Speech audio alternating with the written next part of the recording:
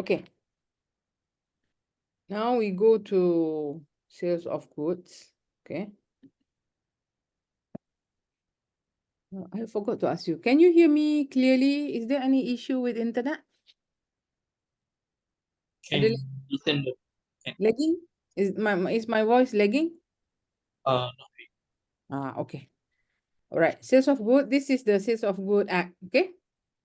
This is the main statute that applicable in the Sales of Good Act 1957. If you learn International Trade Act 4365, if, I said if, you will also learn a bit on sales of good. So sales of good is applicable for trades and of course for business. Okay. So you see, in Malaysia, SOGA, I call this SOGA, Sales of Goods Act, SOGA, it applies only in Peninsula Malaysia. For Sabah and Sarawak, both state actually they continue using the principle of English law by virtue of Section 5, Subsection 2 of the Civil Law Act 1956. So if you want to go to Sabah Sarawak Court and then you want to invoke this act, it's not applicable. Because there, they are not using this act, only here. Okay, in Malaya. Okay, right. So definition of Sales of Good Act, you may refer to Section 4, Subsection 1, which states that, what is contract of sale? What is it? Okay. So for you to explain contract of sale, you can have a look at here, this thing, Contract of sale is a contract where the seller here transfer or agree to transfer a price to the buyer. Okay. So transfer of what? Transfer of goods. Okay. I put here. All right. Goods. So easy for you to remember. Okay. For a price. There must be price. Okay. And then section 2. What is price? Remember we talk about price for a price. So what is price? Price is the money consideration for a sale of good. So this is the price, the money consideration. Okay. When you learn law of contract, remember we have offer, acceptance, consideration, but it doesn't mention price. But when we learn sale of good, this is contract of sale. It is for a price. What is a price? What is price? Price is the money consideration. Okay. What constitute goods? So section 2 of SOGA define and tell us the type of goods. It says that goods are movable property, right? Exclude actionable claim and money. So what are goods under sales of goods? So goods are movable property. Movable. What kind of movable property? I mean, what does it mean by movable property? Anything that you can move, like stocks, shares, see here, growing crops, grass, things attached to or forming part of the land which are agreed to be severed before sale or under contract of sale. This gold, stock market, things, this is all goods. And this land. Is land included? Is land movable? No. Land is not movable. Okay? Okay. Unless you have Merlin to come here and move the land, but that if we refer to law of contract, doesn't happen, that is void. Okay? Land, is land included? No. Right. Here. Goods. These are goods. Remember this? Goods. Remember your mother's chain. Upon Deepavali, upon Raya, they want to buy a ring, they want to buy chain. Sometimes they buy for the daughter, and the daughter said no, blah, blah, blah. Those are goods. Okay, that is section 2 that define goods. And look here, we have section 6. Okay, goods means existing good and future goods. Do we have future goods? Yes, we do have, right? Okay. What does it mean by future goods? Right? Like you want to order sofa, you want to customize sofa, you go to the shop and say, can I have this kind of sofa? You know, I want like this, I want like that. That is future goods. That sofa, okay, fall under Sales of Goods Act. Okay. So now contract of sale, it include both sale and agreement to sell. Sale means you go and buy, I want that sofa, all right? That gold color, that is sale. Say, okay, fine, we send you, pay us. That is sale. Agreement to sell. What is agreement to sell? Okay, you make arrangement that you will buy in future. Okay, so sale occurs. When does sale occurs? When exactly? This is contract of sale, yeah? Agreement to sell. Contract of sale, we have sale and agreement to sell. Okay, agreement to sell is valid in the eyes of laws, right? But when does sale occur? When the ownership or the property in good passes to the buyer. All right, take the cushion. Right, take the sofa. Okay, you took it. You have the ownership and you have the goods. So that moment the sale occurs. Okay. Now, here, look, ownership and property in goods. Property in goods means the good itself, you know, like this is different. Ownership and the goods, having ownership of the goods and having the goods. I have books. I asked you, do you want to borrow my book? Ilham said yes. I used your name, Ilham. Ilham said yes. I want to borrow your book. Okay. He got my book. He does not has ownership, but he has property in good. He has the book. Okay. The possession of the book is with him, but ownership with me. Okay. Who is the owner? Me. All right. So ownership and having ownership and having property in good actually is different than, sorry, wrong explanation. Having ownership and property in goods actually distinguish from possession. So my books, the ownership is with me, but then it's in the possession of Ilam. Okay. I can have the ownership or property in good, but I do not possess the good. Right? And Ilam might have my book. He is in the possession of my book, but he does not have this ownership or property in goods. It's either one. Right?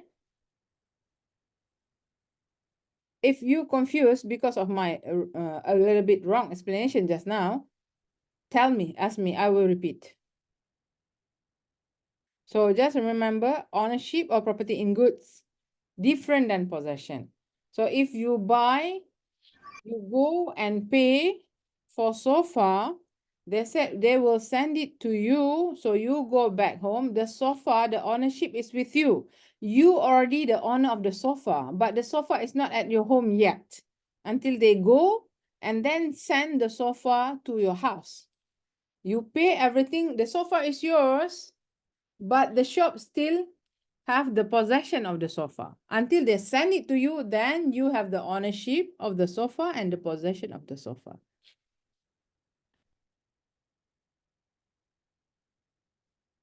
Right? Here, it's like repetition here. A contract of sale where you transfer, all right, you know, you pay and then they transfer to the buyer at the time the contract is made. Agreement to sell, like you will do it in future. Okay? Look here, section 4, subsection 3, SOGA. Okay? Where under a contract of sale, the property in the good is transferred from the seller to the buyer. The contract is called sale. So I actually, this section 4.3, subsection 3, I simplified here like this. So you can see What is section 4, subsection 3? This. A contract of sale is this, an agreement to sell. But I just read the act, right? But where the transfer of the property in the goods is to take place at a future time or subject to some condition thereafter to be fulfilled, the contract is called an agreement to sell. Okay. So this is basically section 4, subsection 3. Okay. Type of goods. We have existing goods. We have, yes, existing goods. We have future goods. We have contingent goods. Okay. Existing good, like specific good, you already, you had already identify the goods. A certain good, you have identified according with the agreement after the contract is made. Okay. Specific goods and ascertain goods. What's the difference? Specific goods, you identify the good. You go and say, this sofa, I want this sofa. You identify at the time you go for the sale. At the time you make the contract, you say, I want this one. Okay, you identify. Ascertain goods, you see the catalog and say, okay, Mr. Bye. Right, Mr. Bye. We want this kind of good, blah, blah, blah, sofa. Okay, send it to us, And then after the contract is made, you go and you identify the goods. Okay. Or you just tell Mr. Bai, I need this kind of sofa, that huge one, pink color with pink panther chop on it, blah, blah, blah. You just tell. But after the contract is made, you go there and then you identify. That is ascertain goods. Okay, I hope that you can get me. Right? And we have unascertain goods. What is unascertain goods? Okay, which means that you have yet to identify the goods. You just ordered according to descriptions. Okay, which means that you just tell, okay, you haven't looked at the good itself. You just see advertisement and then say, okay, sofa this big, 10 fat people can sit on the sofa. Exaggerating, yeah, the advertisement. And, big enough, that kind of thing, but you haven't ever identified yet.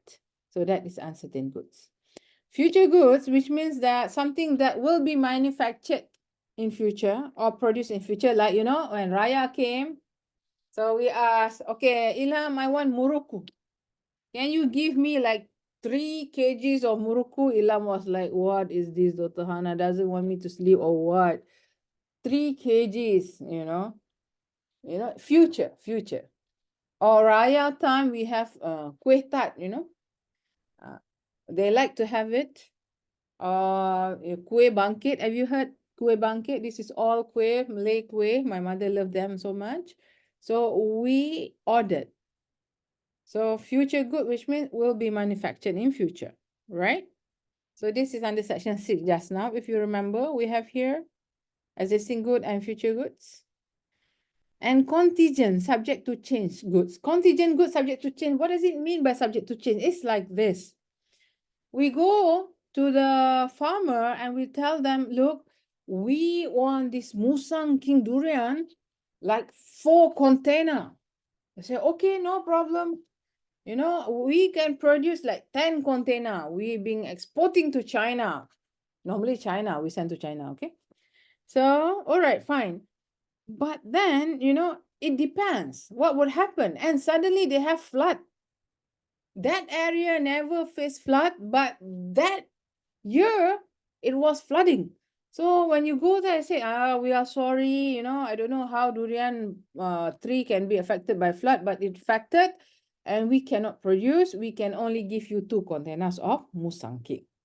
That is contingent goods. It is subject to changes. It may happen or it may not happen. Okay. All these type of goods, you see, we also learn it in transaction in Islamic law. Okay. This is what future goods and everything, we learn. Element of contract. What the element of contract? Under contract of sale, do not confuse with contract. Some elements are same. Sometimes some elements, elements are same, but some definition is different. You know, so we have element of contract of sale. Number 1, there must be buyer and seller. Section 2 and section 4, 1. Right? Buyer and seller. You see, without buyer and seller, how to have contract of sale? Cannot, right? Similar with contract, you need offer and of acceptance. If there's no offer, there's no contract. Here, without buyer, you cannot have contract of sale. And then you need to see the essence, the core or the spirit of sale of the goods. And there must also be price and the contract itself. Contract we refer to section 5, subsection 1 and 5, subsection 2. Here, element of contract, section 5, subsection 1 and subsection 2. Section 2, section 4 to make it clearer. Okay? So section 5, subsection 1 talk about the offer. Okay, to buy or sell at price and the acceptance, right? They have offer, acceptance, and price. Okay. This contract may be made in writing partly and partly by oral, or may be implied from the conduct of the parties. This is, we have express, implied, conduct. Okay. Who is a buyer? The one who agreed to buy. And who's the seller? The one who agreed to sell. Okay, this is provided by section 2. This is all the elements of contract of sale. I put it one slide. Section 4, subsection 1. Okay, when does it happen? When the seller actually transfers or agree to transfer the property in goods to the buyer for a price. You see, transfer and agree to transfer. Transfer means contract of sale. Agree to transfer, you have what? Agree to transfer, it fall under what? Here. Agreement to sell. Right? You agree to transfer. How to give them the durian when the tree has not bear the fruit yet? So agreement to sell. So to transfer or agree to transfer. Right? And price as the money consideration. This is the element. This is very, very, very important. Without the element, there's no contract. Okay? And then we go for the terms of the contract, Section 12, subsection 1 provide that stipulation mentioned in the contract of sale that refer to good may either be condition or warranty. You look at this. What is this stipulation, doctor? You give me headache. What is this? What does it mean? Remember, I asked you to have your own contract. Every single paragraph, the terms of the contract, that is the stipulation. Okay? Your contract says that your contract, for example, any kind of contract, there are many paragraphs. You just look at that paragraph 1, number 2, number 3, okay? When you learn law, you learn that those terms, every single paragraph, we call it stipulation. And that stipulation, we divide it into 2. One paragraph that you call paragraph, actually stipulation, and we call it condition. And some of them, we call it warranty. So what is condition? Condition is the stipulation that very, very important to the main purpose of the contract. Without that terms, without the stipulation, without that paragraph that you look, there's no contract. For example, condition, yeah, I'm going for condition. For example, you buy motorcycle. You have an agreement. In the agreement, mention about chassis number, color, blah, blah, blah, blah. Those, the most important part of the motorcycle, you see. And it says that you are buying and they are selling. These are the condition. Okay? These are the condition. If there's no condition, then your agreement is like empty agreement. What kind of agreement is that? No, nothing mentioned about buying motorcycle. Nothing mentioned about the motorcycle itself. So that, which is the very most important, that's the condition. Warranty is like collateral to the main purpose of the contract. Like warranty, like, okay, we will give we will, how do I say? Like time is the of essence. Time is very important. And then they have another terms, another stipulations, another provision in the agreement that they mention that, okay, in the event that the buyer die, the representative will have to consider blah, blah, blah. Those are warranties. Okay. We have condition and warranties, right? And then warranty also, if is not very important. Condition is the most important. Condition, if it is breach, right? It gives rights to right. It gives the buyer rights to treat the contract as repudiated, which means that if the condition is breached, you need motorcycle, Yamaha, blah, blah, blah, blah, blah, blah. But then when you see in the agreement, they did not give you Yamaha. They give you Yamaha, which is not Yamaha. Okay. So they breach the condition. So you can go there and then, yeah, come on, this is not what I want. This is not the bike I want. You can cancel the contract. They breach the contract. They breach the condition, you can cancel. But warranty, you cannot cancel the contract. Contract cannot be repudiated, but you can claim damages, right? But you might not, you cannot reject the goods and you cannot treat the contract as cancelled. Okay, if breach of warranty. For example, you want blue metallic, like they give you blue metallic, but slightly, very slightly different. Okay. And actually you don't care. Okay. You doesn't want the car for the color. You want the car for it save fuel, for example. It's very fast, you know. Okay. So it is warranty. Okay. Breach of warranty, you cannot cancel. Or you go there, you buy the car, and then you see something, you know, after you use the car, you drive the car, and you see that something wrong with the gear, something. So you go there and say, hey, come on, this gear got problem. And then they say, oh, okay, no problem. They go and change the gear, right? If it costs you some money, you can ask for damages, but you cannot cancel the contract, okay? So how do we know which stipulation is the condition, which stipulation is the warranty? So section 12 subsection 4 says that it depends on the construction of the contract in each cases. So you have to look at the contract, the nature of the contract, the background of the contract, what is the contract for, then only you can decide which one is the condition and which one is warranty, okay?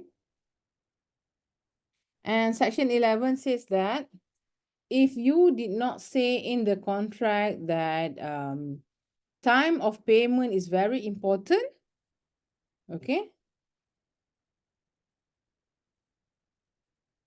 So it deems to be, sorry, if you did not say that time of payment is not important, then it, according to the law, it deems to be very, very important, okay? Time of payment, section 11. So I want to go to section 14 to section 17 of SOGA, which provide a scheme of consumer protection. Basically, this section 14 to 17 talk about obligation on the seller, okay? What the seller has to do, okay? So we will go slowly, 14 to 17, okay? 14 to 17 talks about obligation on the seller. So at the same time, this section 14 to 17 is a scheme of consumer protection. Are you a consumer? Do you buy things or no? Yes. Are you a consumer? Yes. So learn by heart 14 to 17. Remember forever because it talks about obligation of seller. At the same time, it talks about what? Your rights as the consumer. Okay. And we have also implied term. What are implied term? Okay. The consumer protection scheme also discussed under implied term. So let us go here.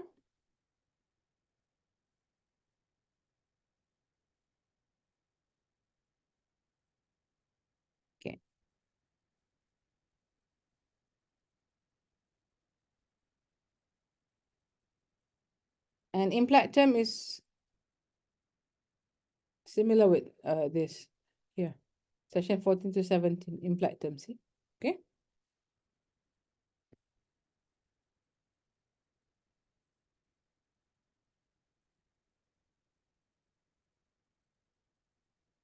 So what does it mean by implied terms? What does it mean by imply? We imply, right? We imply. You cannot find the terms in the contract. You try to find, no, you cannot find. We imply. Okay, what does it mean by imply? Like assume. Okay, it's not there, but we assume. Okay. I think we have done this when we learn contract. Like you see, when you buy things, did you go to the seller in front of his face and ask the seller, hey seller, do you have right to sell or no? Huh? If I buy, can I have good possession of the goods or no? Did you ask? No, you did not ask. Why? Because we imply when he is selling, he has the right to sell. We imply, all right? And then when you buy things, you go and buy new phone from Apple. Okay. Look at the agreement. Look at the terms that they give. Did they say that, okay, this phone belongs to Apple. We have the right to sell, blah, blah, blah. Did they say it? No, they did not. Why? Because that are implied terms. Okay? Imply. And the kind of terms implied by statute for the contract of the sale of good are, it can be implied condition, it can be implied warranties. Okay? These condition and warranties actually bind the contracting parties, the buyer and the seller. Okay.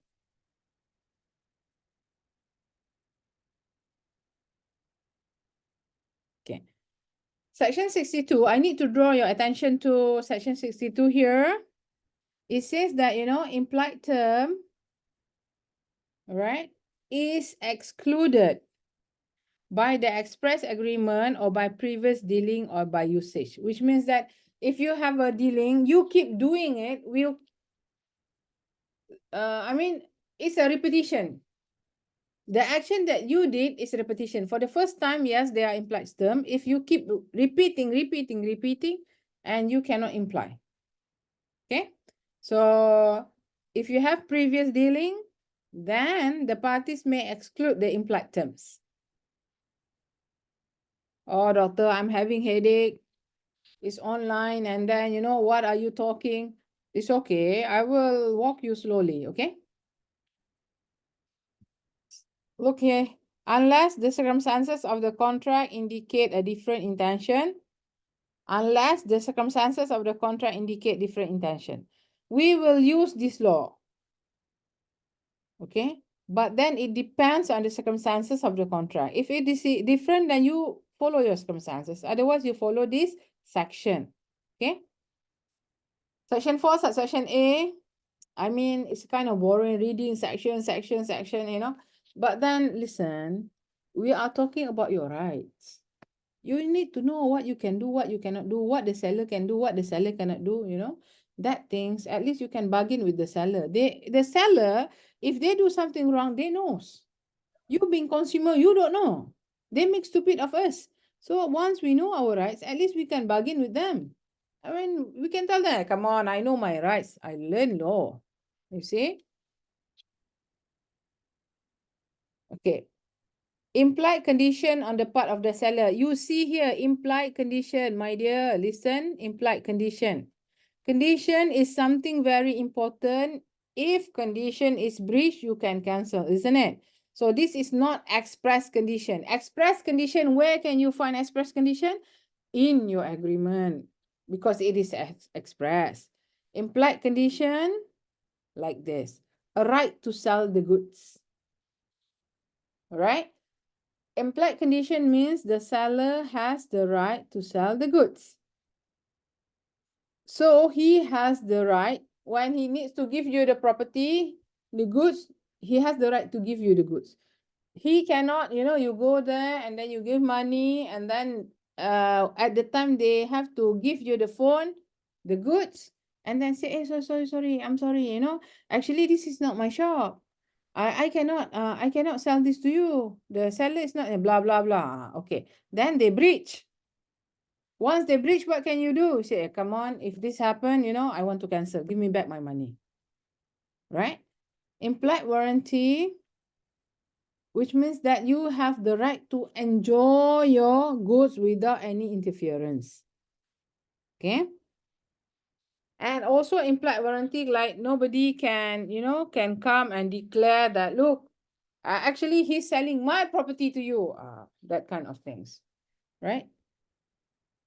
So implied warranty is that the good shall be free from any charge or encumbrances in favor of any third party. That is implied warranty. Section 14B. Okay. Here, similar things. If something happened like this, you can claim for damages. Okay. You are not entitled to repudiate the contract, but you can claim damages. 14C, warranty also. If the seller failed to comply, then you can claim damages because warranty. Warranty, you claim damages. Condition, you can cancel. Section 15, good by description. I will give you a break. Just give me a few minutes, okay? Section 15, good by description, right? When you buy things, you just see, okay, muruku, very crunchy, has this curry taste, description. Okay, that is goods by description, okay?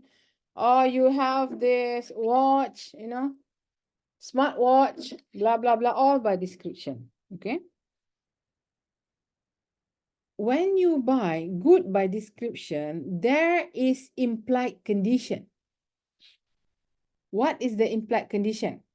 Okay, not express condition, implied condition. I repeat, where can you find express condition? In your agreement itself.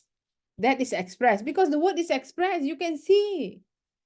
Implied, which means you imply. Okay, so the implied condition is that the good must correspond with the description. Okay, you got the goods, you got the muruku. Yes, it's crunchy, but it's very, very hot. It's not curry taste. It's chili taste. Okay, so the good does not correspond with the description. Okay, so you have the right to do what? You answer by yourself. Implied condition, what can you do? You can cancel. Okay, and if the sale by sample as well as description, okay, the good must similar with the sample. If the goods do not correspond with the description, the good must correspond with sample and description. Okay, it says that it's not sufficient for the goods to, you want to buy muruku. Okay, it's like yellow a bit, but this muruku, they have purple color. They said, oh, we have new innovation of muruku for this Raya and for this Deepavali, so we have purple muruku. Okay, you want purple muruku, and then it has chocolate chip. I don't know lah who eat this lah. Chocolate rice. Sorry, not chocolate chips. Chocolate rice on it. Purple with chocolate rice. And then the taste is like curry taste. Wow, I will vomit. That kind of things. So when you buy, this is by description and sample, and you see the sample. You taste it, yeah. Purple color with chocolate rice, curry taste. Wow, what an innovation we have, But when you got your products, the one that come to your house is purple, okay? But it's not curry taste, it's chili taste, and it's not chocolate rice, it's chocolate chip. Can you imagine what happened? It is already disaster muruku. It become more disaster when you receive it. So the seller breached the implied condition. Okay, so you can cancel the contract and ask, give me back my money. I better go and order from Ilam than you. So this is section 15. Correspond with the description. Okay. where the buyer has not seen the good but is relying on the description alone, so must correspond with the description. If the buyer have seen it and follow description, so it must follow the sample and also the description. You see, normally when Raya time, we always being cheated. When they give a sample, Kueh Raya sample, the tart, for example, the cookies tart. It look very nice, You can see the jam nicely on top of the tart. I'm talking about this traditional tart, my time tarts, my mother's time tart, not nowadays innovation here and there. No purple tart, yellow, with like nicely put on that, But then when you got it, oh my God, you can see black here, black there, the tart that we receive does not correspond with the sample or the description. They are cheating us and they give us Malam Raya. Tomorrow is Raya. At night they give. Okay, here. We have case law.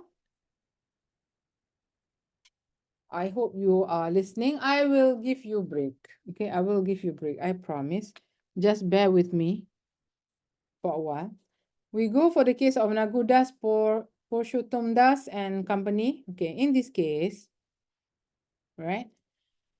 The party, they already have previous contract, which means that this guy always buy from this company. Whenever he need flour, he will buy from this company. They will go for flour in bag, and then they have the well-known trademark. Okay. And then, so when the guy want the flour, they will tell the company, we need this flour like 100 bags, similar like last time. So they give the known trademark. Okay.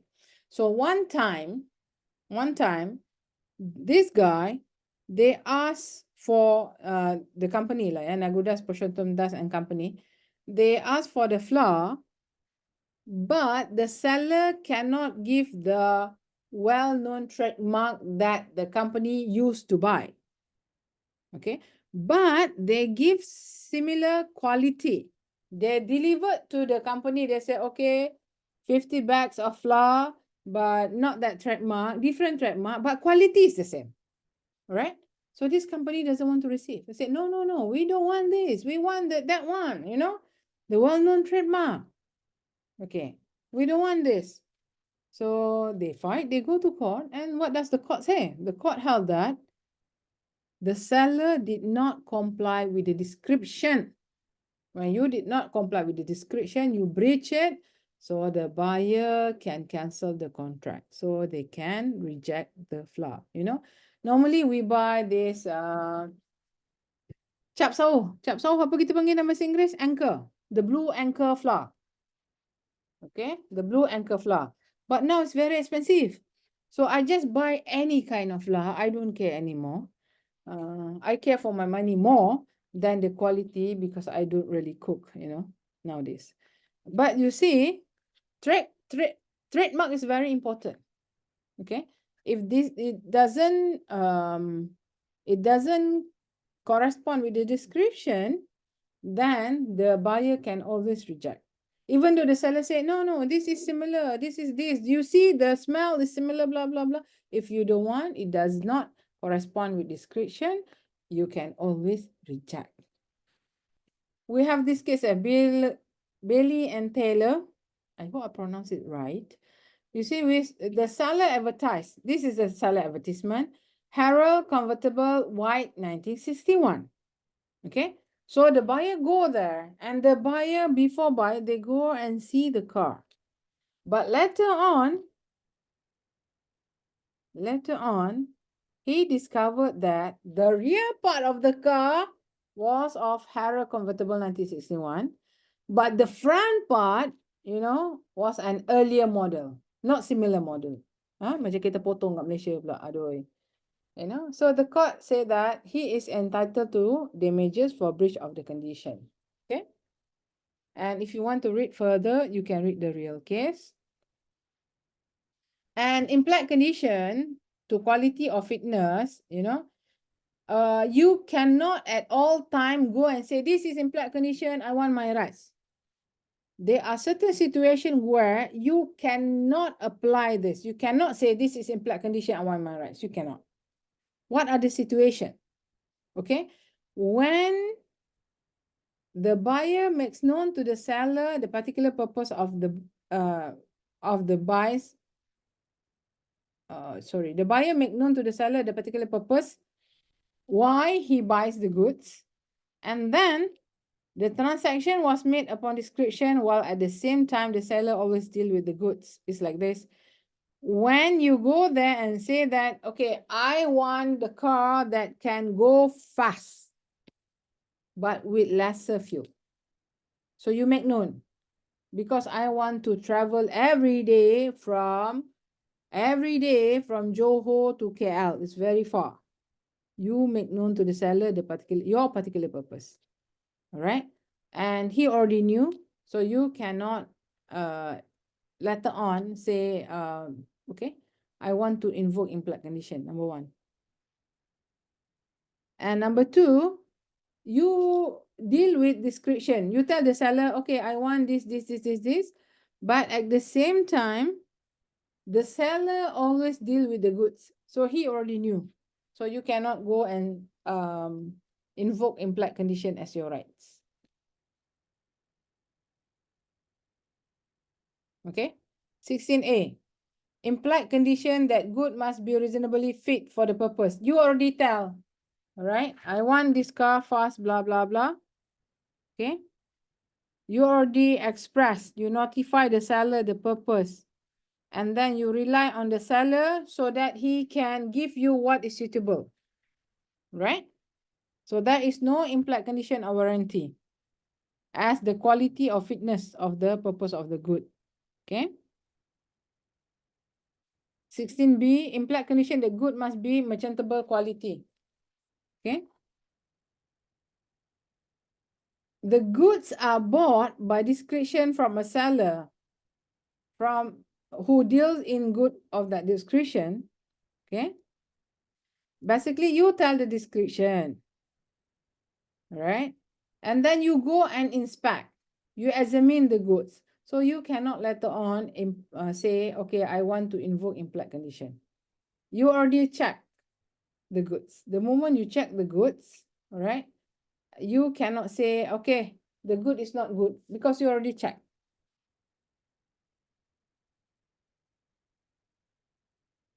Okay, because you see, good, normally the implied condition is that the good must be of merchantable quality. Merchantable quality, which means like good quality. It's merchantable. You buy a car. You want to sit in the car and drive. Okay? Without any sound.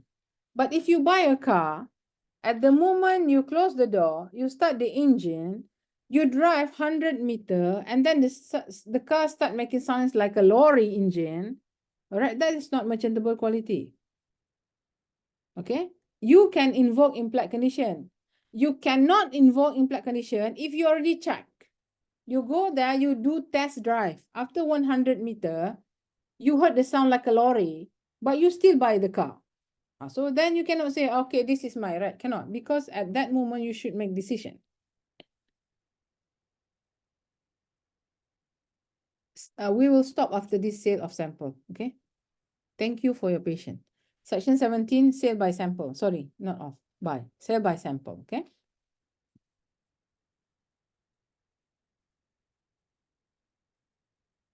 Okay. A contract of sale is a contract for sale by sample where there is a term in the contract expressed or implied that effect, which means that, you know, when you buy a contract of sale, you know, you cannot go to Canada to buy the goods. They just send you sample. You look at the sample. So they have the agreement sale by sample. You know, you will make in the terms of the agreement, you know, the provision is stipulation, we will say that that agreement is contract by sample. Okay. The contract is by sample. So after you look at the sample, then you agree to sign the contract. Okay.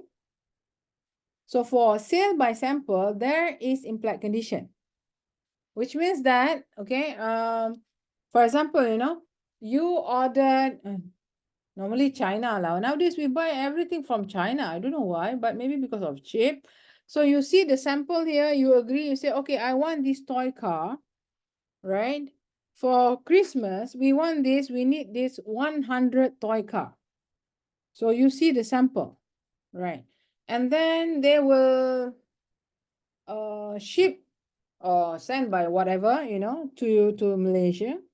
So when you receive it, that bulk of goods, yang banyak tu, that bulk of good must correspond with the sample in quality. So you see the car, or it's big, and then it's metal, like real metal. So you agree to buy 100 car, right? It's like one car is 1,000 ringgit, even though toy car. Okay? Toy car, but the one that the kid can drive. You see? And then the buyer shall have a reasonable opportunity of comparing the bulk with the sample. So when you receive the goods, you have to check one by one. Does it similar with the sample or no? Okay. And the good must be free from any defect that render them unmerchantable, which not be apparent on reasonable examination of the sample, which means that, you see, the good that they send must be perfect, cannot have defect. Okay, it must be merchantable in quality. It cannot be, you even though you check, you cannot see it. It cannot be like that. Okay, so this is sale by sample. If something goes wrong, you have implied condition. If they did not follow the sample, you can reject everything. That is why that is very advisable. If you deal with goods, you receive good, you have to check at that moment. If you don't like it, you return back. Like we buy from Lazada, whatever, online, remember? So, you open it. Nowadays, they will ask you to, when you unbox, you have to take photo. Remember? Okay, certain things they will ask you to take photo because they want to see what actually come out. For example, you buy gold. Okay, you buy gold. They will ask you to take photo when you unbox. They don't want anything wrong, So if something goes wrong at that moment, you can return back because this is implied condition. You can reject. If you have this duty to accept things, to accept goods, you have to play your role perfectly. Otherwise, the moment you fail to exercise your rights at that moment, later on you cannot reject anymore. This is sale by sample. I stop at privity of contract. I give you time to